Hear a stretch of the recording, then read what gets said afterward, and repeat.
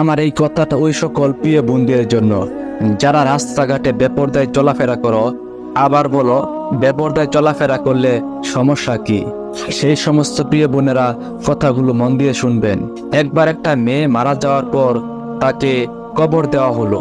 তাকে কবর দেওয়ার কিছুদিন পর ওই কবরের পাশ দিয়ে যেই হেঁটে যেত তার কবর থেকে ওই মেয়েটির চিৎকারের আওয়াজ শুনতে পেত।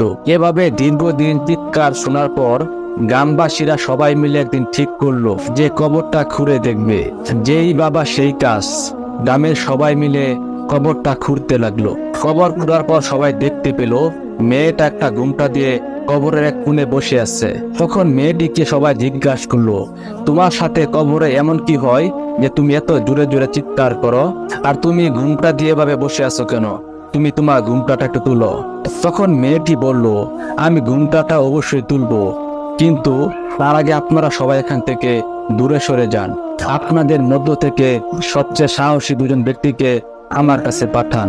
মেয়েটার কথা মতো সবাই কবরের পাশ থেকে দূরে চলে গেল এবং সবচেয়ে সাহসী দুজন ব্যক্তি মেয়েটার কাছে গেল। মেয়েটার কাছে যাওয়া মাত্রই মেয়েটা তার ঘুমটাটা সরিয়ে ফেললো। ঘুমটাটা সরিয়ে ফেলা মাত্রই ওই সাহসী ব্যক্তি দুজন অবাক হয়ে গেল। ঘুমটাটা সরানোর পর ওই ব্যক্তি দুজন দেখতে পেল মেয়েটির মাথায় চুল চামড়া কিছুই নেই। মেয়েটার মাংস আর মগজগুলো পোকামাকড়ে খাচ্ছে। মেয়েটার এক একটা ঠুল ফুলে কলা গাছের মতো মোটা হয়ে আছে। তখন ওই মেয়েটাকে জিজ্ঞাসা করা হলো, তোমার এই অবস্থা কেন? তখন মেয়েটি প্রশ্নের উত্তরে বলে উঠল, যতদিন আমি দুনিয়াতে বেঁচে ছিলাম আমি তেমন কোনো খারাপ কাজ করি নাই, আমি ভালোভাবে চলতাম। কিন্তু যখন আমি মাঝে মধ্যে রাস্তাঘাটে বের হতাম বা বাজারে যেতাম, তখন আমার মাথার চুলগুলো খোলা থাকতো।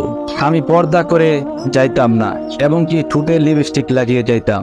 বেপরদায় চলাফেরা করতাম, আর আমার দিকে হাজারো পুরুষ তাকিয়ে থাকতো। এই সামান্য বেপরদায় চলার কারণে আজকে আমার এই অবস্থা। যারা এখন ডিজিটাল সময়ের সাথে তাল মিলিয়ে বেপরদায় চলাফেরা করেন, আবার বলেন বেপরদায় চলাফেরা করলে সমস্যা কি, তারা একবার চিন্তা করে দেখেন কবরে গেলে আপনার কি অবস্থা হতে পারে। প্রিয় বোন, আপনি যদি মুসলমান হয়ে থাকেন তাহলে রাতে বালিশের সাথে মাথাটা লাগিয়ে একবার চিন্তা করে দেখেন এই ডিজিটাল যুগের সাথে তাল মিলিয়ে চলতে গিয়ে কতটা নিচে আপনারা নেমে গেছেন। দেখেন বোন, আমার কথাই কষ্ট নিয়েন না, আমি শুধু আপনাদেরকে বোঝানোর উদ্দেশ্যে বলেছি।